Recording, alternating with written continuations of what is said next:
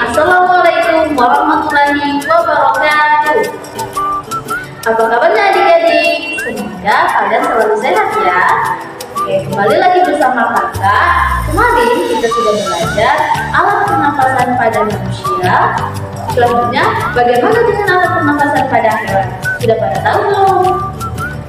Hewan juga makhluk hidup yang menghirup oksigen dan mengeluarkan karbon dioksida loh. Tapi setiap hewan mempunyai sistem pernapasan yang berbeda dan unik yang sesuai dengan lingkungan hidupnya.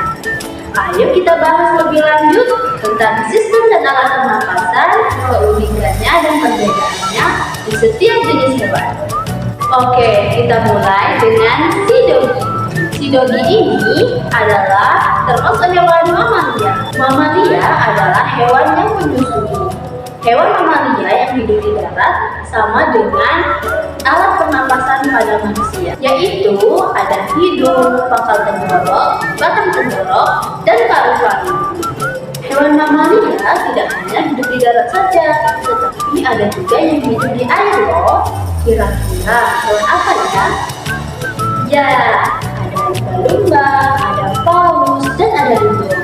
Tetapi dilengkapi dengan tutup pada hidungnya. Tutup itu menutup pada saat menyelam dan kebuka pada saat muncul di permukaan air untuk menghirup udara dan mengeluarkan karbon dioksida dan uap air. Lalu, bagaimana dengan ikan seperti di peliharaan kalian? Untuk hewan yang hidup di air, alat pernapasannya berbeda tidak ya? Ikan memiliki alat pernapasan unik yang dapat menyaring oksigen di dalam air yang disebut insang. Insang pada ikan terdiri dari lengkung insang, lembaran insang, dan tutup insang. Insang pada ikan terdiri dari lengkung insang, lembaran insang, dan tutup insang. Insang pada ikan berjumlah 4 lembar yang terletak di sebelah kiri dan kanan kepala yang dilindungi tutup insang yang berbentuk setengah lingkaran. Nah, itu alat pernapasan pada ikan. Nah, kalau pada burung, bagaimana ya? Kalau burung berbeda dengan alat pernapasan pada ikan. Kalau burung hampir sama alat pernapasannya pada hewan mamalia. Hanya saja pada burung alat pernapasannya lebih unik untuk membantunya terbang.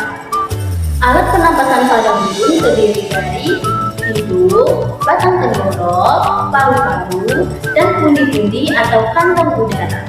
Pada saat tidak terbang, burung bernapas menggunakan hidung dan masuk ke dalam paru-paru. Nah, beda lagi dengan reptil. Hewan melata yang disebut reptil bernapas menggunakan paru-paru. Alat pernapasan pada reptil sama seperti alat pernapasan seperti mamalia. Nah, reptil ada yang hidup di darat dan ada yang hidup di air loh. Reptil yang hidup di air mempunyai lubang hidung yang dapat ditutup saat menyelam. Nah, seperti mamalia yang hidup di air, reptil ini yang hidup di air akan mempunyai kapasitas paru-paru yang besar dan dapat menahan napas di dalam air dengan waktu yang lama saat menyelam dan berenang. Setelah menetas, berudu hidup di air dengan 3 pasang insang luar yang terletak di belakang kepala. Setelah berusia 9 hari, berudu mulai bernapas dengan insang dalam, yang lama-kelamaan mulai menyusut. Kemudian, paru-paru mulai berfungsi ketika katak dewasa.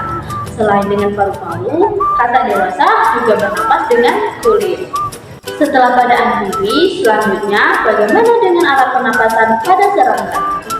Nah, alat pernapasan pada serangga terdiri dari spirakel, trakea, dan kantong udara. Spirakel adalah lubang di sepanjang sisi tubuh serangga yang digunakan sebagai lubang pernapasan. Selanjutnya, trakea. Trakea adalah pembuluh darah yang bercabang-cabang yang memenuhi seluruh bagian tubuh serangga. Jenis hewan yang terakhir yaitu cacing. Cacing menyukai tempat lembab dan basah melalui permukaan kulit. Kulit cacing terjaga kelembapan sehingga basah dan berlendir untuk memudahkan penyerapan oksigen di udara. Mungkin ini saja materi dari kakak, yaitu tentang sistem dan alat pernapasan pada hewan. Sampai ketemu lagi di pertemuan selanjutnya. Wassalamualaikum warahmatullahi wabarakatuh.